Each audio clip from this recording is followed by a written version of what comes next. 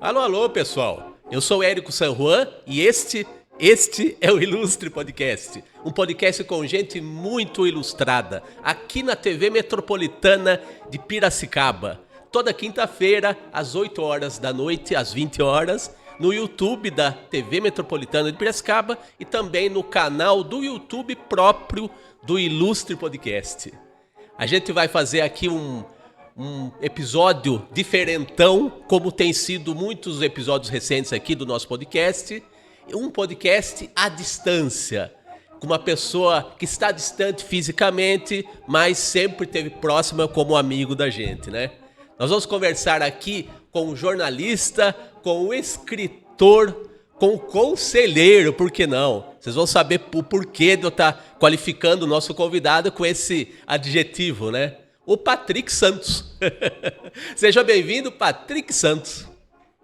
Ô, Érico, que alegria falar contigo, querido. É uma satisfação, uma honra estar participando do Ilustre Podcast e participando, né? Já tive mais do que uma vez aí no teu programa, cada vez mais crescendo, né? Ganhando espaço, e para mim é uma alegria muito grande falar com você e com toda a sua audiência. Vamos lá, que eu tenho certeza que o papo vai ser muito bom. Sempre é bom conversar contigo, né, cara? Vambora, Patrick. Você é um recordista aqui de participações no Ilustre Podcast e ainda na fase jurássica, a fase do podcast raiz, que é a fase que só tinha som, né? Que era o mais próximo que se possa ter de um programa de rádio, né? Você que é um radialista raiz também, né? E pra gente contar da sua nova fase da vida, que já dura 5 anos no mínimo, vamos falar rapidinho da fase anterior, que você esteve 25 anos, você se forjou praticamente numa empresa de mídia muito tradicional, que você vai dizer qual é. Conta aí rapidamente a sua biografia pregressa até chegar nesse estágio atual que nós vamos conversar nesse podcast já. Conta aí da sua fase pré-histórica aí. Eu acho que tô quase classificando dessa forma, viu? Lá se vão... Bom, que eu comecei no jornalismo, Érico, acabei de completar, né, recentemente 51 anos, mas eu me considero jornalista desde os 14 anos de idade, né? Eu comecei no interior, aqui de São Paulo, uma pequena cidade aqui do Oeste Paulista, chamada Tupã, e lá eu comecei escrevendo para o jornal Folha do Povo, né? O jornal na época ainda do linotipo. Você vai lembrar, porque você trabalhou no jornal, você sabe muito bem disso, né? Linotipo, depois veio o Pestap, então não existia internet, era uma outra época. O jornal, apesar de ser de uma cidade muito pequena, era um jornal diário, né? Ele saía de segunda a sábado, só não saía no domingo. Olha que coisa interessante. Então ali eu comecei a minha trajetória aos 14 anos, depois eu vim para São Paulo. Aí eu já começo a entrar, inclusive, na resposta à sua pergunta, que foi a empresa onde eu fiquei durante 24 anos, 3 meses e 17 dias, quase 25 anos, como você se referiu, que é o Grupo Jovem Pan, né? Eu comecei ainda como estudante de jornalismo, eu estava no primeiro ano de faculdade e já entrei no Grupo Jovem Pan no dia 1º de maio de 1994. E eu vou deixar em aberto aqui para a nossa audiência já imaginar o que aconteceu naquele dia 1º de maio. Não foi uma notícia muito bom para nós brasileiros, foi marcante. Imagina eu começar uma cobertura jornalística no dia 1º de maio de 1994, que foi um episódio muito marcante. Já eu trago o que é, né, o que foi essa cobertura. Então ali eu estava no primeiro ano de faculdade, né, entrando como rádio escuta do Grupo Jovem Pan, e começava ali, então, a minha carreira no rádio, né? Então, comecei como rádio escuta, que é uma espécie de estagiário, né? Depois eu passei para apuração, que a gente chama, depois comecei a coordenar alguns programas, depois eu comecei a produzir alguns programas, depois ali cheguei em 97, comecinho de 97, me tornei repórter, né? Aliás, estava lembrando de uma cobertura daquela época, ali no meu 2º ano de faculdade, em razão da queda desse avião recente aqui da da Passaredo, né, que aconteceu aqui em Vinhedo, essa tragédia. Uma das grandes coberturas no início da minha trajetória como repórter foi a queda do avião do Fokker 100 da TAM, lá no Jabaquara, ali em 97 também. Então, ali começava a minha trajetória dentro da reportagem e fiquei durante muito tempo como repórter. Fui trocando de editoria, né? Passei pela editoria de cidades, na qual eu fiquei durante 5 anos também sobrevoando São Paulo de helicóptero, né? Numa época em que o melhor caminho não vinha do Waze, né? Do celular que a gente coloca ali, dá o endereço, ele leva a gente onde a gente quisesse, onde a gente quer, né? Naquela época não, era o repórter aéreo, então sobrevivi durante muito tempo São Paulo. Depois passei para a editoria de economia, né? E depois para a editoria de política, né? Me tornei repórter especial também, viajei bastante, fazendo grandes coberturas e toquei a minha vida como repórter até 2013, né? Finalzinho de 2012, começo de 2013, quando eu recebo, então, um convite do Grupo Jovem Pan, do presidente que estava assumindo ali. Na verdade, o Tutinha, o filho do Tuta, né, o fundador da Jovem Pan, o Tutinha era o filho dele, o pai estava se afastando, o Tutinha sempre cuidou dessa parte mais do rádio como entretenimento, ele é criador do Pânico, do Vírgula, né, do site, depois da Jovem Pan 2 FM, né, que também ditou uma nova forma de fazer rádio, né, um cuidado muito grande com a plástica da rádio, do FM, e o Tutinha acabou assumindo o que a gente chamava antigamente de Jovem Pan AM, que era o Jovem Pan Jornalismo, que a gente usava a rádio lá de cima, né, porque era no 24º andar. Então, quando ele assume o grupo todo Jovem Pan, ele me convida para assumir um cargo de gestão, né, um gerente de jornalismo de grupo, comandar praticamente toda a redação do Grupo Jovem Pan. Então, ali começava a minha vida, como eu costumo dizer, executiva no rádio, né? E se estendeu até 2018, quando então, aí a gente eu vou passar a bola para você, porque se você deixar eu vou ficar contando a história aqui, até 2018, quando eu deixo o grupo, eu fui tirar o que a gente chama de sabático, mas eu já estava num processo de estafa mesmo, acho que a vida estava me pedindo mudanças, quando então eu tiro essa pausa aí na minha jornada, na minha trajetória, e vou procurar outros caminhos, e alguns desses caminhos é o que eu venho trilhando aí nesses últimos anos, Érico.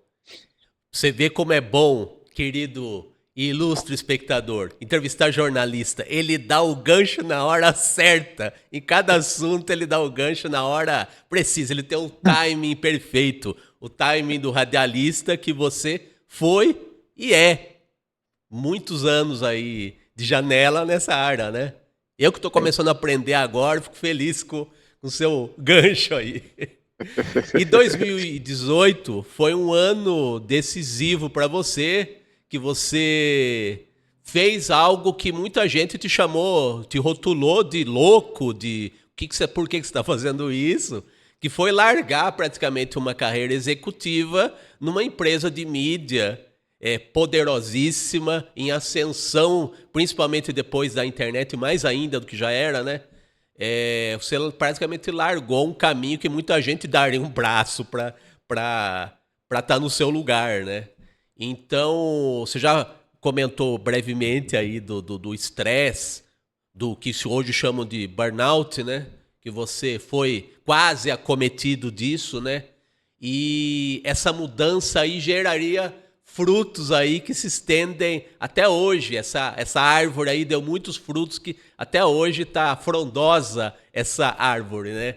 E conta aí dos 2 primeiros frutos dessa árvore, né? Que é o podcast 45 do Primeiro Tempo e o livro de mesmo nome, né? Primeiro o livro, depois o podcast. Um consequência do outro aí e caminhos completamente diferentes dos quais você vinha trilhando na rádio, né? Do Hard News você passou a ser praticamente, como eu falei no começo, um conselheiro voluntária ou involuntariamente, até de muitos dos seus fiéis ouvintes na rádio, né? Que viram essa mudança de caminho aí. Conta aí do livro e do podcast. Foram esses 2 projetos que vieram na sequência, né? Eu até costumo falar, eu peguei emprestado uma frase do meu segundo entrevistado, olha que coisa interessante no podcast, que ele me falou uma frase que eu nunca esqueci. Ele falou assim: Patrick, a fruta sempre cai próximo ao pé.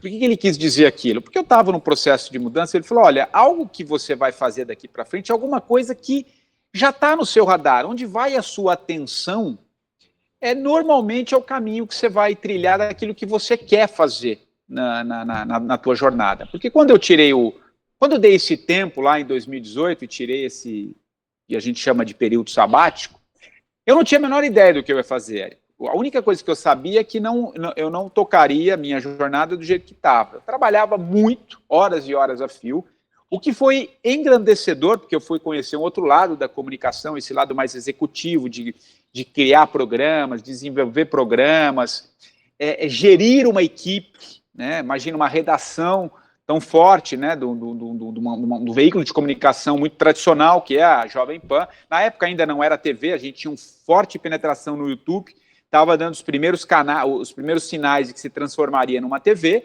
mas na época ainda era rádio, né, a força. Então, mas é uma época que foi muito rica para mim em vários aspectos, em vários sentidos, mas eu chegou um momento ali, como eu disse na resposta anterior, que eu achei que já deu, a vida estava me pedindo mudanças, né, e eu não sabia exatamente o que eu ia fazer, mas eu queria dar um tempo, fiz um planejamento ali para ficar um tempo fora, né, um tempo fora que eu digo, fora do ar, fora da minha rotina, né, porque eu não fui fazer grandes viagens, eu não fui fazer nada disso, né, eu fui subir e descer as ladeiras de Perdizes aqui, que é o bairro onde eu moro em São Paulo.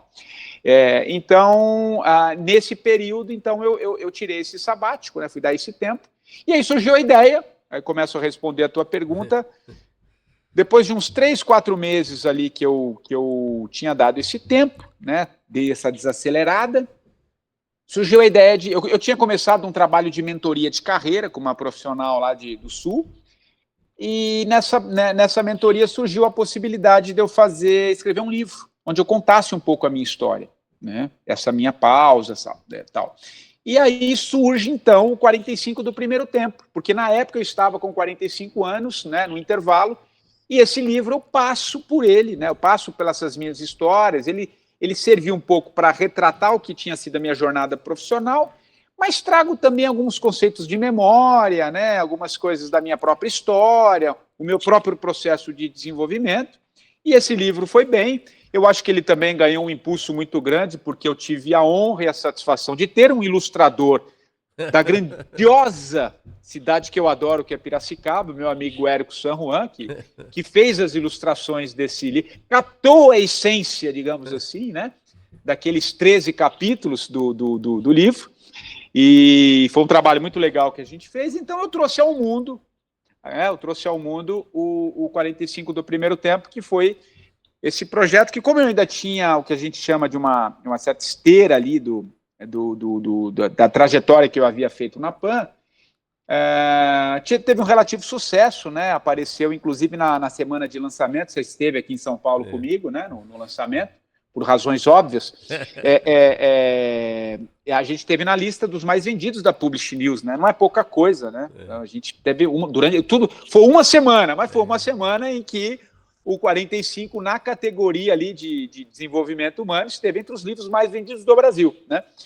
Então foi muito legal. E aí, a partir do livro, surgiu a ideia. Eu sempre gostei de rádio, os podcasts estavam surgindo, né? Eu falei, poxa vida, vou propor para o Tutinha, dentro de um projeto que ele já tinha colocado, que eu comecei a fazer ali uma espécie de um projeto em paralelo ao meu 45, o meu podcast, que era transformar o arquivo da Jovem Pan em podcast, né? Contratei uma equipe que a gente começou a fazer, um trabalho paralelo ali, eu não tinha mais ligação nenhuma com chefia, com cargo de gestão, era um trabalho, uma ideia que surgiu desses projetos, dessa minha pausa também que eu propus a ele, e foi muito bem aceito. E, em paralelo, eu fiz o meu podcast, né, o 45 do primeiro tempo, onde eu comecei a trazer pessoas para contarem suas histórias de vida.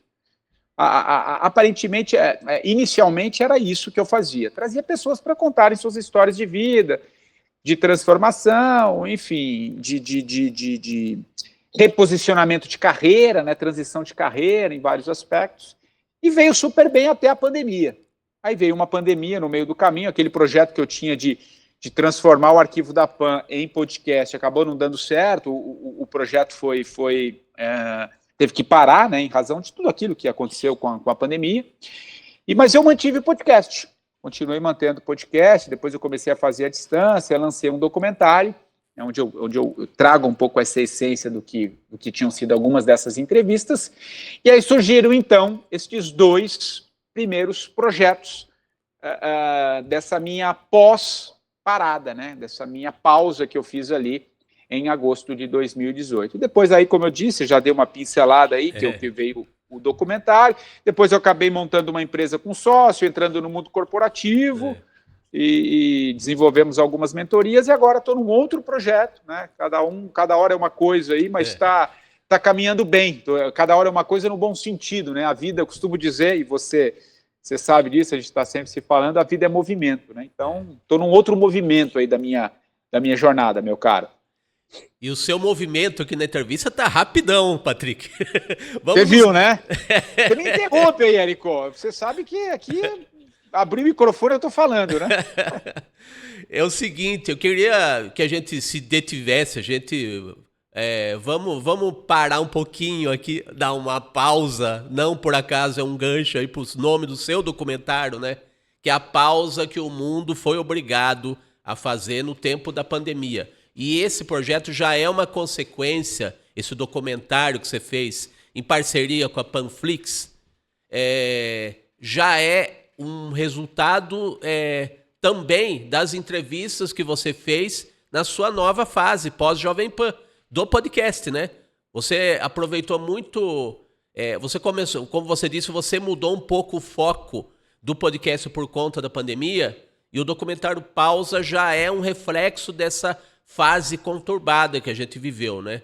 Então, muitas das entrevistas e entrevistados do seu podcast foram, digamos, aproveitados no documentário, né? Porque foi uma fase que você também começou a fazer o podcast 45 do Primeiro Tempo em vídeo também, né? Como videocast, né? Então, conta pra gente do documentário Pausa. Claro. Ele é uma extensão do podcast, né? Na verdade, o podcast, ele surgiu, ele foi um produto de áudio no começo, que eu gravava lá nos estúdios da Jovem Pan, né? Até que veio a pandemia. Até então, ele era um produto de áudio. Eu disponibilizava no Spotify, nas plataformas de áudio. Com a pandemia, eu resolvi continuar com o podcast, mas aí eu mudei um pouco o foco dele. Eu queria entender o que estava acontecendo naquele... Vamos retroceder um pouco ali, o que foi aquele 2020, né? Ali entre 13 de maio, né? Até... Desculpa, 13 de maio é o lançamento do meu livro, que foi em 2018. Dia 13 de março de 2020. Essa data eu não esqueço. Eu estava dando uma palestra aqui em Americana. Seria um auditório cheio de uma palestra que eu estava dando, e ali o Estado tinha decretado o fechamento das escolas, e eu acabei não fazendo essa palestra, não foi autorizado, inclusive. Então, foi no dia 13 de março de 2020, quando tudo fechou. E eu falei, poxa vida, e como todos, né, fiquei extremamente transtornado com o que estava acontecendo, né, com receio, tentando entender aquilo, e aí vem a veia do jornalista, que eu nunca deixei de ser, continuo sendo, apesar das minhas novas trajetórias. Se você me perguntar o que eu sou jornalista.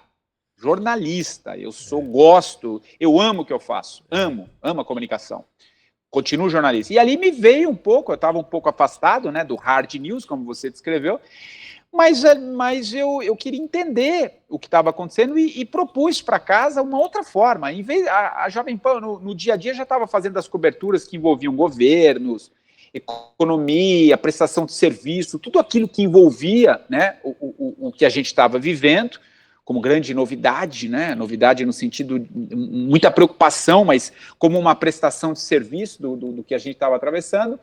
E eu propus fazer o meu podcast com imagens, mas trazendo pessoas de outras áreas. Eu queria um olhar de um filósofo sobre o que estava acontecendo, eu queria um olhar sobre um escritor do que estava acontecendo, eu queria um olhar de um esportista de ponta do que estava acontecendo, eu queria um olhar de um religioso, de um espiritualista, do empreendedor. Eu fui buscando várias áreas e reuni um time de 20 grandes nomes, né? Que eu posso citar ali a Monja Cohen, a filósofa Lucilena Galvão, o físico Marcelo Gleiser, o Milton Ratum, que é um grande escritor, vencedor do prêmio Jabuti, de grandes prêmios literários, o Ed Renekiewicz, que tem uma penetração muito forte nas igrejas evangélicas. Enfim, foi um timaço. O Carlos Burli, que ainda é um surfista, né, mas teve o seu auge, o maior surfista de ondas gigantes do mundo. Então eu fui o Valdemar Niklevitz, que foi o primeiro brasileiro a escalar o Everest. Enfim, montei um time para trazer o olhar deles sobre o que a gente estava vivendo. Foi nessa parceria que eu fiz com a Panflix, e aí eu lancei o documentário. Mas não é que o podcast, eu peguei, é claro, algumas entrevistas, sim, elas já estavam sendo feitas.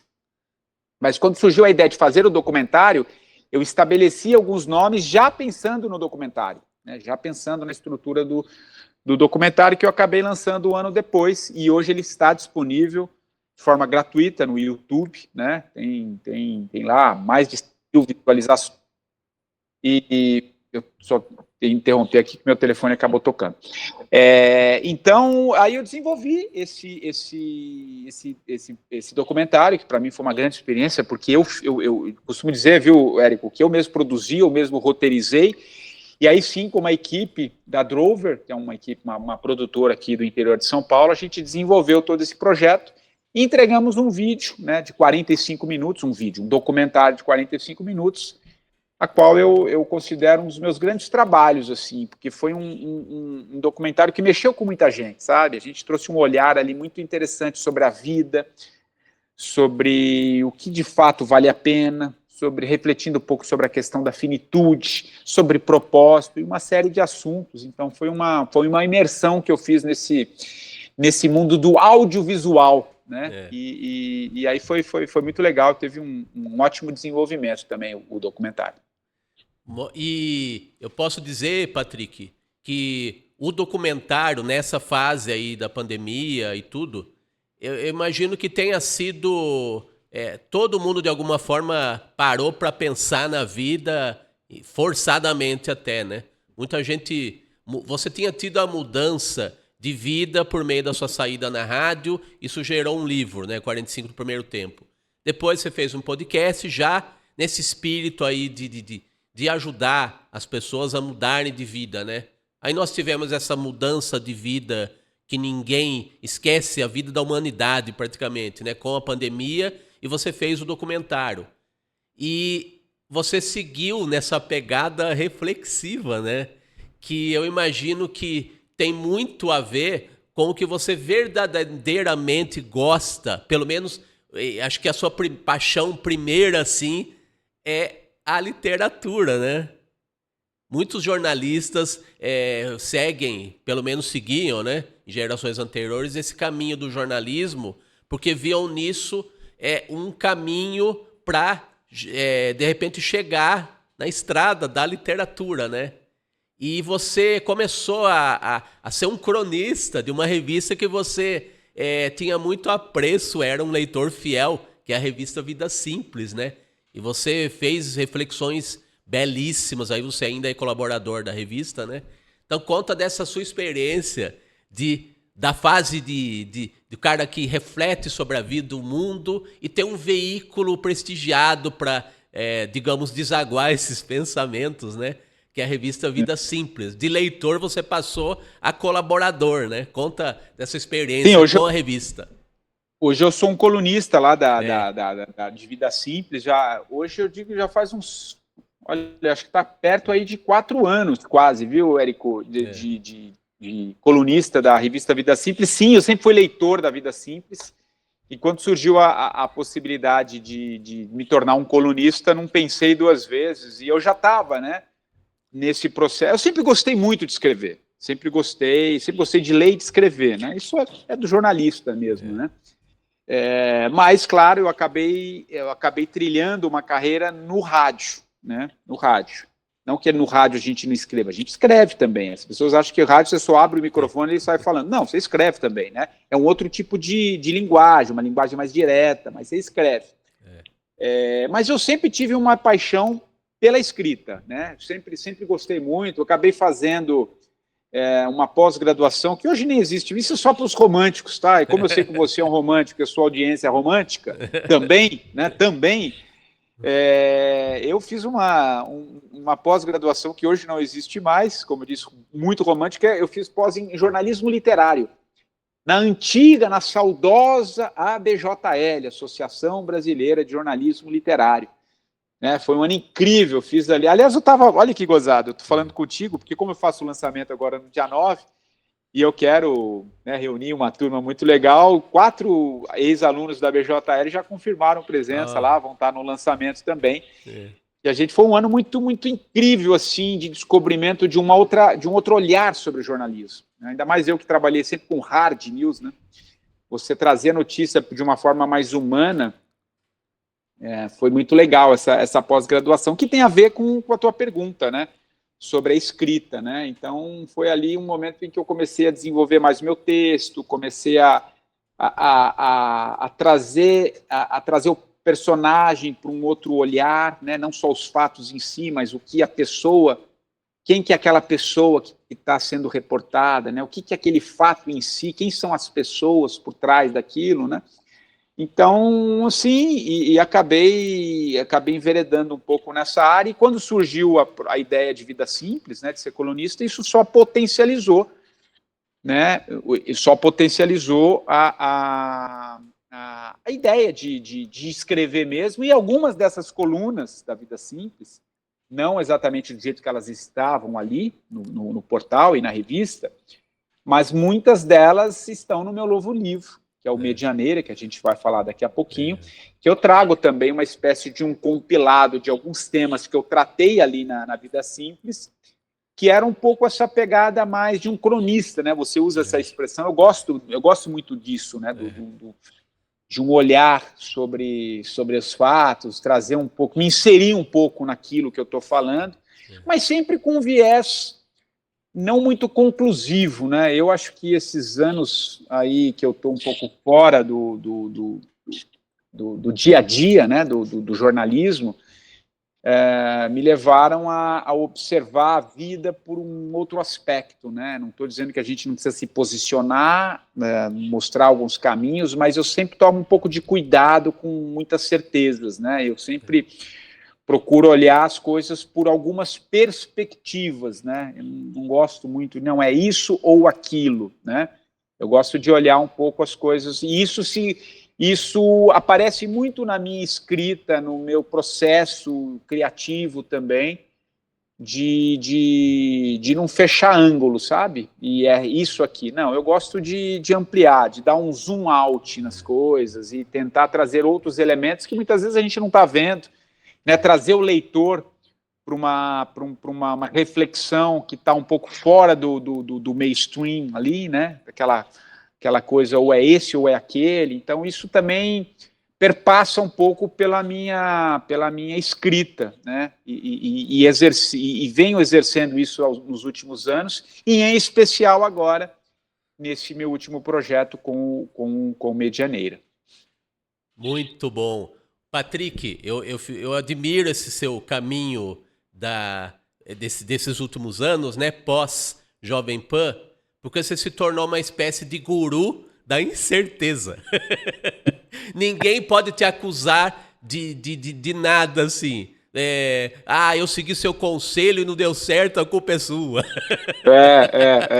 Então, você assumir que você é falho, que você é imperfeito, na minha opinião, gera uma identificação muito grande com o público, né? Até mais, eu até acho que reforça a credibilidade que você cultiva desde os tempos que você era o jornalista do Hard News, né?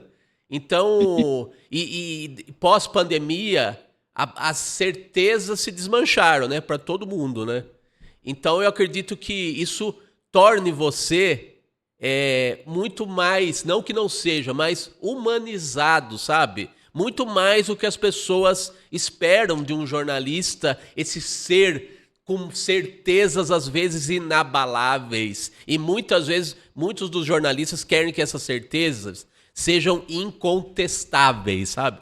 Então assumir essa imperfeição que todos nós temos, para mim é um ato de coragem, sabe? E eu queria que você destacasse dessa carreira aí de colunista, de cronista da Vida Simples, alguma história, alguma reflexão que esteja ainda fresquinha aí nos seus neurônios aí, pra você compartilhar com o nosso ilustre espectador aqui deste ilustre podcast. São várias, Érico. E você falou é uma palavra que vem muito para mim, né, de uns anos para cá, e pela própria trajetória minha também, né, quando eu olho um pouco para minha própria jornada, que eu quero dizer, né, meu próprio desenvolvimento humano, pessoal, profissional, que é a impermanência, né? Tudo é impermanente, tudo muda, tudo está sempre mudando, né? Você falou da pandemia, que muitas certezas que a gente tinha ficaram pelo caminho, né? Eu gosto muito você sabe que um dos capítulos do livro, do meu novo livro, eu falo que um capítulo chama Olhar em Perspectiva. O que é olhar em perspectiva? É você olhar aquilo que você fez lá atrás, aos olhos de hoje, obviamente, e entender por que aquilo que num primeiro momento você acha que foi errado ou que não deveria ter ocorrido, mas que a partir do momento que ocorreu, né, aconteceu, naquele momento veio uma resistência, alguma coisa não deu certo, eu falei, poxa, por que isso aconteceu? E aí lá na frente, nos dias de hoje, por isso que eu chamo olhar em perspectiva, você consegue entender o porquê de certas coisas. Eu acho um dos capítulos mais legais assim do livro, que é olhar em perspectiva, você entender por que as coisas acontecem, porque a vida é impermanente o tempo todo. A gente não tem controle sobre as coisas. A gente não tem controle sobre as coisas que nos acontecem, mas a gente tem controle sobre como nós reagimos às coisas que nos acontecem. Isso sim está no seu radar, mas sobre o que acontece a gente não tem absolutamente nenhuma possibilidade de mudança. Eu não tinha como impedir uma pandemia, né? Eu não tinha como impedir certas coisas que iam acontecendo na minha jornada. Então isso foi me levando para um campo de refletir um pouco, por isso que eu gosto dessa palavra de impermanência. A vida é movimento, ela está o tempo inteiro mostrando para a gente. Uma das coisas que eu fui tentando vou usar entre aspas aqui, me curar, foi um pouco dessas certezas, né, que a gente normalmente acha que tem, né?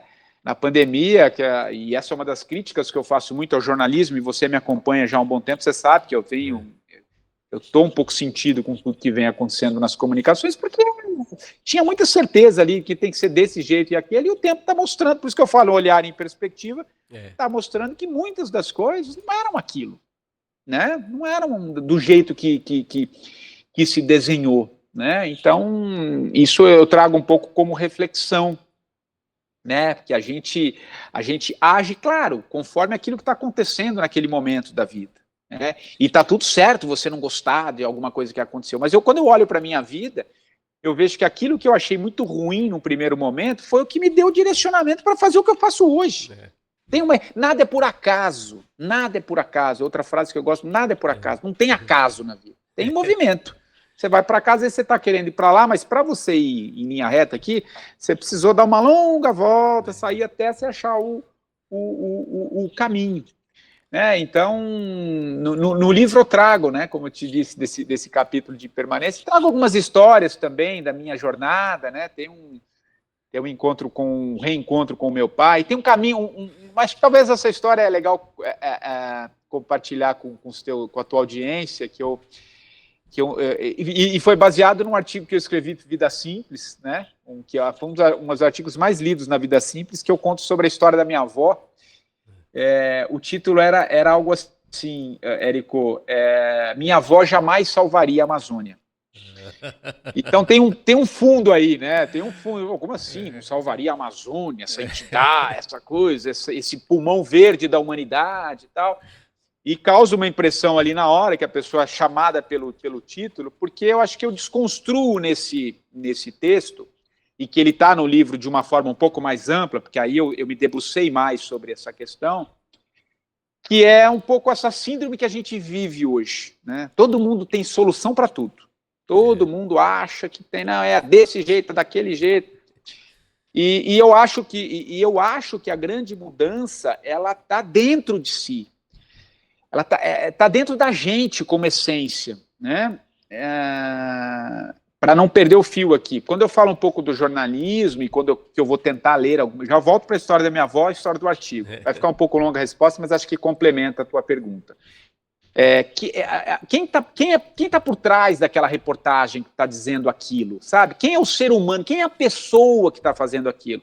É sempre bom a gente saber, sabe? Quem é a pessoa? Qual que é o olhar dela sobre algumas coisas? Que a gente fica depositando, apontando o dedo para cá, mas sem olhar para as nossas imperfeições. Isso eu fui corrigindo muito, né? Estou corrigindo, porque eu não estou longe, só estou num caminho, que eu quero dizer. E por que eu estou falando isso? Porque quando eu tive certa vez num seminário de ecologia aqui em São Paulo, e era uma coisa muito constante entre os palestrantes, a palavra que mais vinha era: nós precisamos salvar a Amazônia. Salvar a Amazônia. E dá para entender por que eles estão falando em salvar a Amazônia, porque a gente está vendo o que está acontecendo, né, no mundo. E a Amazônia não seria diferente. Mas tem uma coisa que quando a gente fala esse salvar, parece que a gente se desloca, parece que a gente só precisa salvar e a gente não precisa salvar a gente. Por isso que eu trago o elemento da minha avó. Você não precisa salvar a Amazônia. A melhor forma de salvar a Amazônia é você salvar aquilo que está dentro de você. Porque se você cuidar do seu jardim, que é o que a minha avó fazia. Minha avó não salvaria a Amazônia, mas minha avó salvaria o jardim dela. A Amazônia da minha avó era o jardim dela. Porque se ela cuida com zelo, com carinho, naquele pequeno jardim, ela jamais, como ser humano, vai fazer qualquer coisa que possa prejudicar a Amazônia. Qual que é a moral da história? Qual que é a linha, o fio condutor dessa coluna e desse pensamento e dessa reflexão? Que antes de falar, faça a sua parte. É um pouco o que Gandhi, né, eternizou. Seja um pouco a mudança que você quer ver no mundo. Você quer salvar a Amazônia? Salve. Eu não estou dizendo que você não possa fazer políticas para salvar a Amazônia, fazer um grande documentário que aponte o que está acontecendo. Tudo isso é válido. Mas a gente ignora essas pequenas mudanças, porque as mudanças são feitas pelas pessoas. Essa mudança, ela é interna. Tem uma frase que eu gosto muito no livro do Charles Eisenstein, que é um dos livros, para mim, de cabeceira, chamado O Mundo Mais Bonito que os Nossos Corações Sabem Ser Possível. Ele tem uma frase no epílogo que diz o seguinte, essa frase para mim é linda. Ele diz o seguinte: aos humildes, cujas escolhas invisíveis estão mudando o mundo. Isso é de uma profundidade, de uma abrangência, porque são as pessoas, você com o teu podcast, você pode não ter uma audiência do Joe Rogan da vida, né? Ou de um Flow podcast, mas para o teu público, você está entregando o seu melhor. Isso é uma mudança que muda o mundo, entende? A gente valoriza, via de regra, aquelas pessoas que chegam para muita gente. A minha avó salvou a Amazônia no jardim dela. Então, eu gosto de trazer um pouco essa reflexão para a gente sair dessa grandiosidade, achar que, não, a mudança começa com você, meu amigo. É nas pequenas coisas. E é um pouco isso o fio condutor também de Medianeira. Eu trago um pouco isso. Estou contando uma história aqui que está no livro, mas é um pouco isso que eu tento trazer como reflexão de mudança e de alcance para transformações maiores, Érico. Que resposta longa, hein, cara? Puta vida. Por isso que eu trago jornalista. Eles são excelentes contadores de histórias, mas se for meus amigos, melhor ainda, né? Ô, Patrick, eu queria, baseado no que você está falando, da transformação interior que pode impulsionar uma transformação coletiva, né? Claro. Eu vou dar o meu testemunho aqui, sem querer eu roubar a cena aí do entrevistado, mas como eu sou amigo do Patrick, ele me dá essa liberdade, né? eu tô fazendo um podcast também por sua causa. Foi uma sugestão que você me deu. Por que que você me deu essa sugestão? Porque no tempo que você era um executivo de jornalismo da Jovem Pan, estava começando o impulsionamento da rádio via internet, né? Então os programas iniciais, lá daquela fase inicial, do programa Os Pingos nos Is, 3 em 1, lá por 2015, 2016, eu estava buscando caminhos novos por meu trabalho de caricatura e de quadrinhos, que estava começando já aquele esgotamento das mídias impressas, né, nas quais eu surgi, né, por meio delas, e eu estava buscando novos caminhos. Aí eu vi aqueles programas que hoje seriam chamados de podcasts, né, os programas de YouTube, que eram os novos programas da Rádio Jovem Pan, né, do jornalismo, né, que estavam começando com você, com Pingos nos Is, o 3 em 1, todos esses programas aí da fase que veio a desaguar também na TV Jovem Pan News hoje, né? Foi um embrião dessa fase na internet, o rádio para a internet e da internet para a TV, né? Pela Jovem Pan. E eu comecei a mandar caricaturas dos apresentadores, inclusive você. E Sim. Eram os programas nos moldes do podcast, né? Reproduzindo o estúdio de rádio e com o telão, né? Então a gente se conheceu dessa maneira. Então depois eu vim a fazer também caricaturas.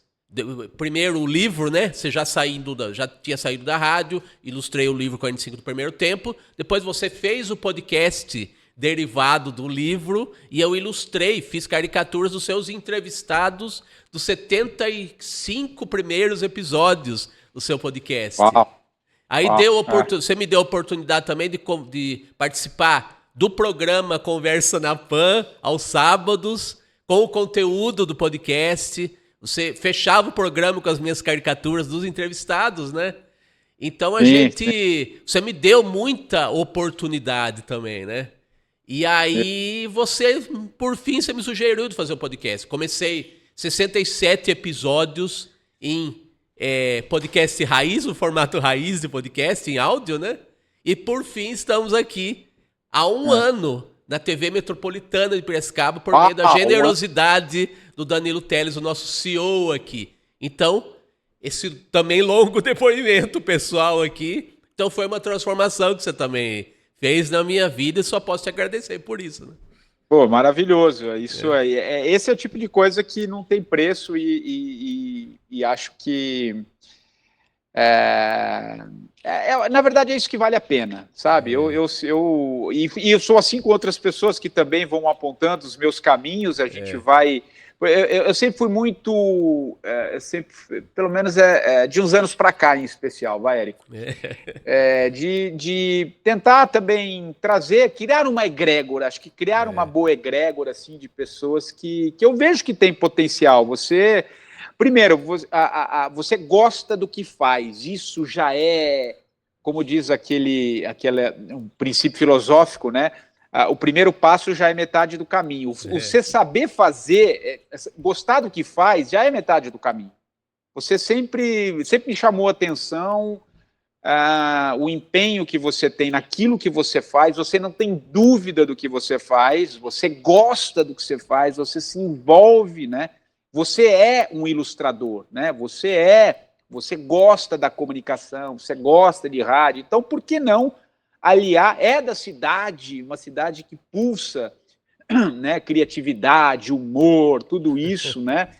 E quando estava surgindo o podcast, que eu te falei mesmo, eu me lembro mesmo, falei, pô, Érico, você tem que fazer um podcast. E não existia na época, porque o podcast, existia podcast, mas eu não me lembrava de nenhum ilustrador, grafista, arte visual, radialista ali, que tivesse esse objetivo, né, de conversar com pessoas dessa área, né, e numa cidade que respira isso, né, e aí você ficou mexido ali e falou, e aí uma coisa que para mim isso é uma grande virtude, quero trazer para você aqui, isso é legal, você não é aquela pessoa que fica esperando. Você foi lá e fez. Eu lembro que você me mandava as perguntas, você mesmo montava, enfim, você não fica esperando. Sabe, naquele vitimismo, que todo mundo fica esperando, tem que acontecer. Você foi lá e fez. Pode não ser nossa, graficamente, esteticamente, hoje se tornando, tanto que hoje está numa TV, né? Mas você começou do jeito que dava para começar, né? Isso eu valorizo muito. Então, acho isso muito, muito legal, porque a gente precisa de pessoas que fazem nesse aspecto, sabe? Que não fica ali, não, cara, gostei da ideia, acho legal, deixa eu tentar aqui e tá aí, sei lá, você deve fazer uns 3 anos já, né? Que você tá com 2, 3 anos de... pelo que eu estou percebendo, eu dou uma entrevista por ano, então deve estar Então, vida longa, só para concluir, vida longa ao Ilustre Podcast, porque quem gosta de ilustração, de arte, de quadrinhos, de arte gráfica, arte visual, o cara vai no teu poder, não tem como ele não ir, ele vai conhecer, porque você está trazendo profissionais de várias áreas que conversam com esse ecossistema, com essa egrégora. Então, e você é um bom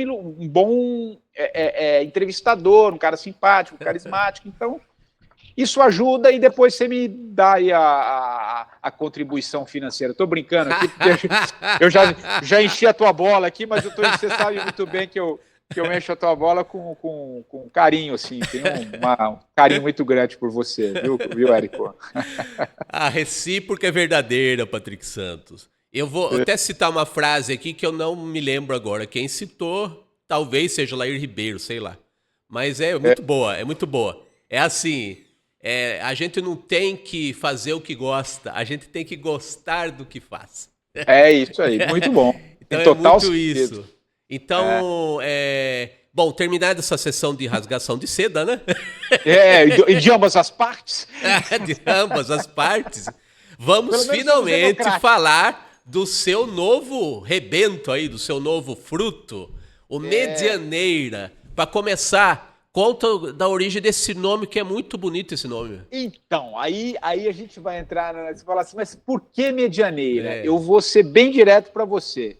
Vai ter que ler o livro para entender o porquê de Medianeira. Mas eu posso dar, porque ele é simbólico o nome. A pessoa fala, o que tem a ver? Porque chama Medianeira, né? Uma jornada sobre memórias, aprendizados. Uma jornada sobre aprendizados, memória, perdão e cura. Né? Para entender o porquê de Medianeira, a pessoa vai ter que ler. Vai ter que ler para entender, porque está ali num dos capítulos mais sensíveis e bonitos do livro. Aí vai entender o sentido. Mas Medianeira é também uma cidade que tem aqui na tríplice fronteira, do lado de Foz do Iguaçu. É uma pessoa muito especial que mora lá, você vai entender por quê, quando ler o livro. Tem também a Nossa Senhora de Medianeira, né? Que também carrega, a Nossa Senhora de Medianeira tem um nome também religioso, espiritualista, assim. Tem um filme argentino que se chama Medianeira, que quem não assistiu, eu convido a assistir, é um filme muito legal, um filme do começo dos anos 2000, que retrata um pouco o início da internet, é bem legal. E Medianeira é um nome bonito, né, Érico? É um nome literário, Medianeira, né? Então tem uma série de elementos aí. Mas vamos ao porquê do livro. O que é esse livro? Né? O que é Medianeira? Medianeira é uma espécie de um sobrevoo que eu faço pelas mais de 260 entrevistas do meu podcast, que tem mais de 5 anos. Você mencionou que você ilustrou os episódios durante um ano, né? Acho que quase um ano, ou um pouquinho mais de um ano.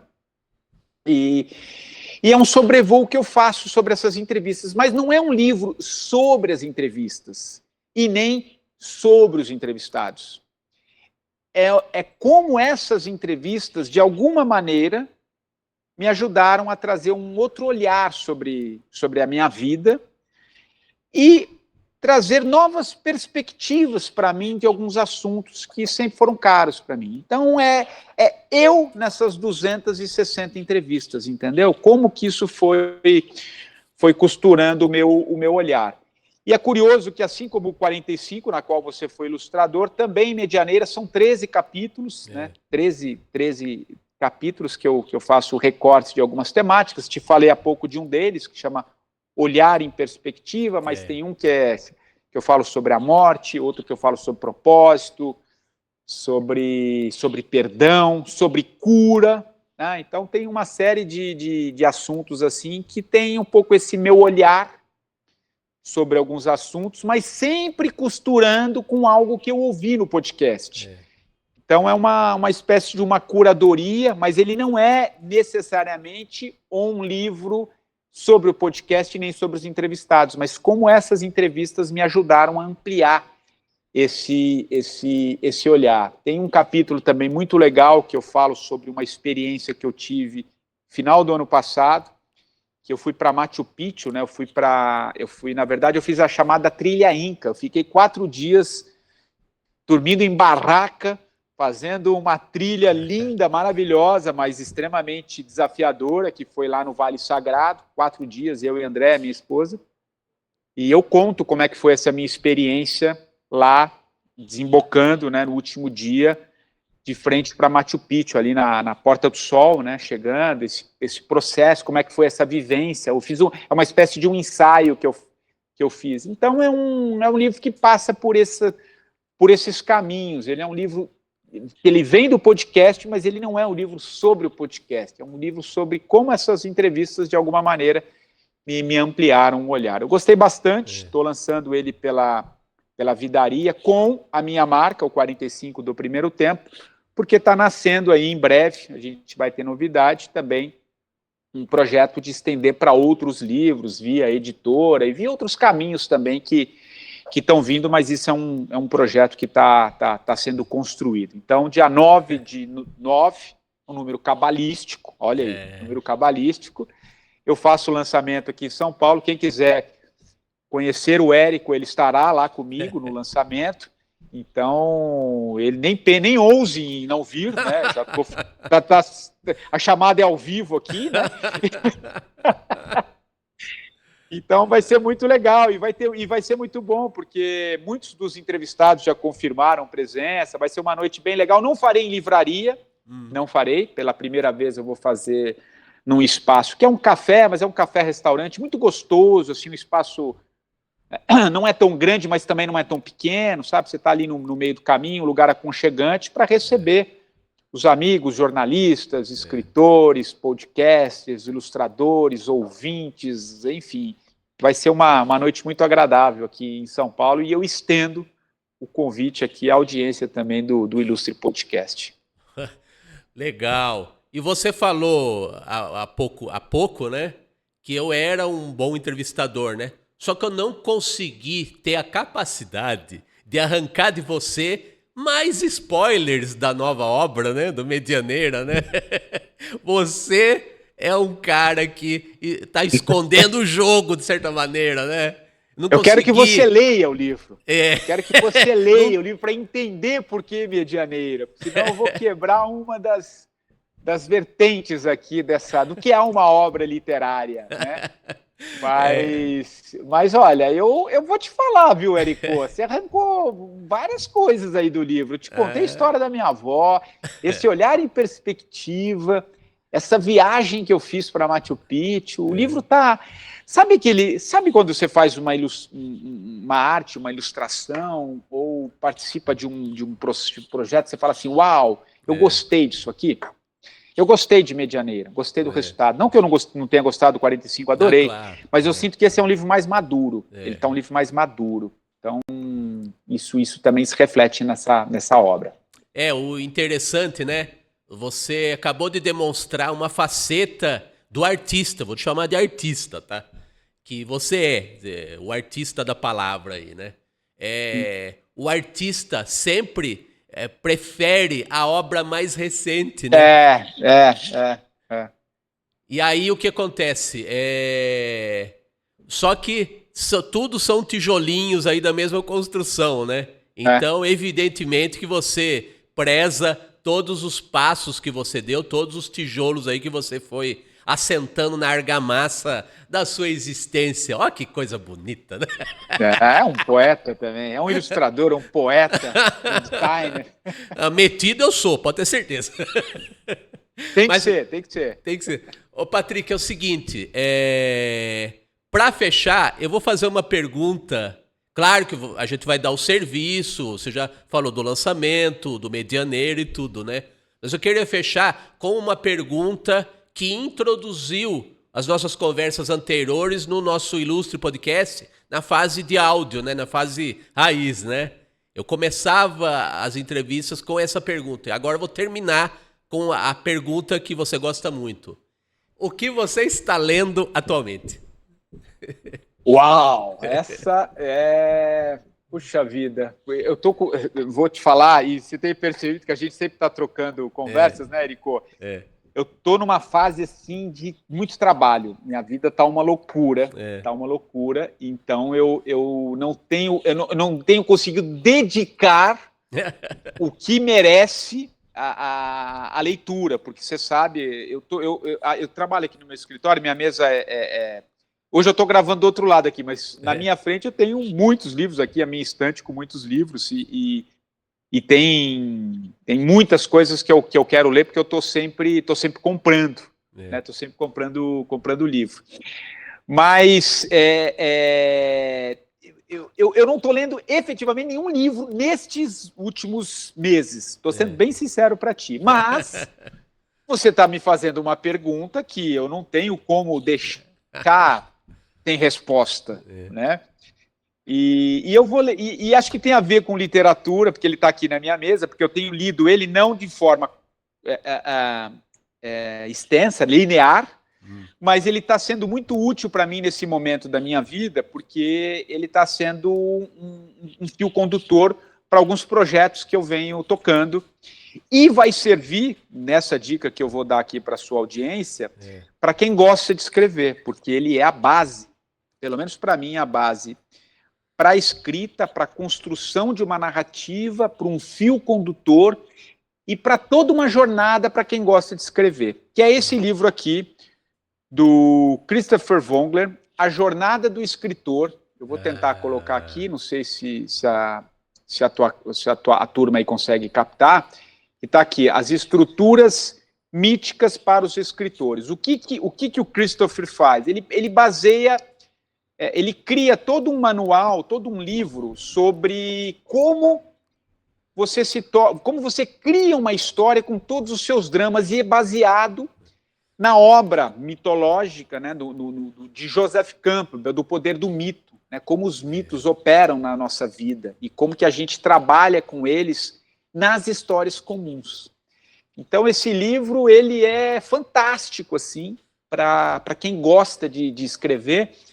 E ele traz muita citação de livro, porque o Christopher, ele também foi um roteirista de Hollywood durante muito tempo, fazendo grandes filmes. Então ele tem, sabe, aqueles momentos de alto do personagem, desce, as crises, a vulnerabilidade, sabe, tem todo um processo para contar uma história. Então esse livro é o que eu fico, é o que eu estou conseguindo ler, mas muito em função dos meus projetos aqui, mas ele é um livro muito gostoso para quem gosta de escrever e tem vontade de escrever. E claro, se você me permitir, sempre aquele livro que você já sabe, que ele está sempre na minha mesa aqui, que é o do Charles Eisenstein, O Mundo Mais Bonito que os Nossos Corações Sabem Ser Possível, que inclusive eu citei há pouco nessa entrevista para ti, a frase do epílogo, que é um livro fantástico, como a gente pode olhar o mundo por uma outra perspectiva, que a gente está vivendo agora uma espécie de entremundos.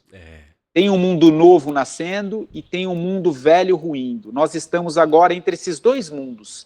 Tem muita gente já indo para esse mundo novo, mas tem muita gente se agarrando a esse mundo velho. Por isso que a gente está nesse binarismo, nessa coisa que ou é esse ou é aquele, sabe? Tem um estribucho aí acontecendo do velho sistema, mas tem também gente caminhando para uma outra forma de enxergar a vida, esse mundo novo. Então é um pouco isso que ele fala no livro, sempre com uma perspectiva não dual, né? Não achar que é esse ou aquele. Ele te traz algumas perspectivas e olhares sobre a vida que a mim são me tocam muito, né? E o Charles sempre me tocou muito, e você como ouvinte também do meu podcast, e, enfim, participando de toda a minha jornada, sabe o carinho que eu tenho por esse cara e por esse livro. Então, sempre que me pedem, eu indico ele, mas hoje eu trouxe um especial aí para quem gosta de escrever, para sua audiência também. Boa, Patrick. E eu vou deixar aqui a minha dica para a gente fechar a tampa aqui, né? Esse podcast serviu para você, ilustre espectador, conhecer o mundo do Patrick Santos, um escritor, um jornalista, por que não dizer um poeta, um conselheiro. E conhecendo o mundo desse meu amigo, do Patrick Santos, você pode se identificar muito e, de repente, você pode descobrir que esse pode ser também o seu mundo. Então, conheça. Eu vou pedir para o Danilo Teles, o nosso CEO aqui, colocar o slide com a maneira do pessoal encontrar o Patrick Santos no mundo, pelo menos no mundo virtual, que é o @patricksantos.oficial. Tá certo, Patrick? Tá certinho? Certíssimo. Patrick é o meu Instagram. Ótimo. É lá mesmo que tem muita coisa legal lá. Maravilhoso. Gostei. Legal. Patrick, olha, eu só posso te agradecer pelas oportunidades, pela camaradagem e principalmente pela amizade, que acho que é o que vai ficar na nossa vida. Muitíssimo obrigado. Exatamente. E é ela que a gente vai levar sempre, porque independente desse ou de qualquer outro mundo, do que cada um acredita, o que vale é a essência, né? Essas amizades verdadeiras, a relação, né? Não é para onde você vai, mas é com quem você vai, né? Então é importante a gente estar sempre junto. Você sabe que eu tenho um carinho enorme por você, então eu te agradeço. Obrigado pelo convite, obrigado ao Danilo Teles também por estar aqui conosco, dar esse suporte para que essa entrevista pudesse sair da melhor maneira possível, e foi fluida, né? Foi gostosa, como sempre as nossas conversas, Érico. Então eu queria muito te agradecer e estou te esperando, você e a sua audiência, no dia 9 aqui em São Paulo, tá bom? Muito bom, legal. Medianeira tá chegando, ilustre espectador. E com essa nossa declaração de amizade,